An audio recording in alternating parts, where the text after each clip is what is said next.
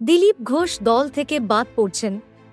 বুধবার রাজ্য বিজেপির বর্ধিত সাংগঠনিক বৈঠকে দলের কেন্দ্রীয় পর্যবেক্ষক সুনীল বনসলের ঘোষণা। এখন যেমন চলছে বিধানসভা ভোটেও সেভাবেই রাজ্য সভাপতি সুকান্ত মজুমদার ও বিরোধী দলনেতা শুভেন্দু অধিকারীর নেতৃত্বে বিজেপি লড়াই করবে।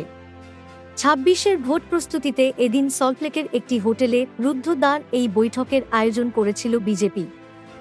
সুকান্ত, শুভেন্দু ছাড়াও সব সাংসদ, সাধারণ সম্পাদক সহ রাজ্যস্তরের সব পদাধিকারী, জেলা সভাপতি, জেলা ইনচার্জরা ছিলেন কেন্দ্রীয় পর্যবেক্ষক সুনীল বনসল, মঙ্গল পাণ্ডে, অমিত মালবারা। কেবল ছিলেন না দিলীপ ঘোষ। এই বাংলায় ভোটের প্রস্তুতির বৈঠকে দিলীপ ঘোষ নেই, এটা ভাবা যায় না, কিন্তু এটাই বাস্তব।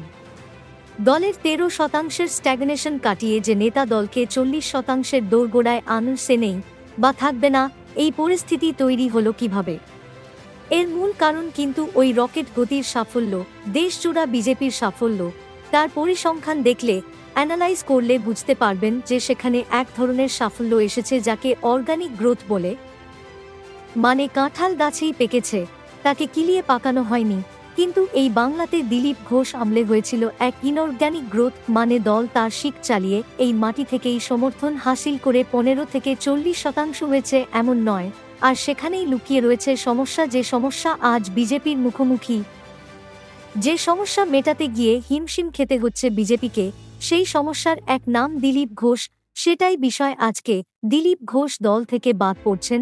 ক্ষমতা হারিয়ে ২-৪টে চট থাপ্পড়ের বেশি পড়েনি সিপিএম কর্মীদের গায়ে মাথায়, খানিকটা নেত্রীর আদেশে, আর খানিকটা কুঁকড়ে যাওয়া সিপিএমের চেহারা দেখে করুণায় কেউ তেমন কিছু বলেনি। কিন্তু রাগে হঠাৎ কেন সিপিএম এর মনে হয়েছিল আবার হতে চলেছে অষ্টম বাম সরকার। তারা হঠাৎই এক মরিয়া ঘুরে দাঁড়ানোর চেষ্টা করল।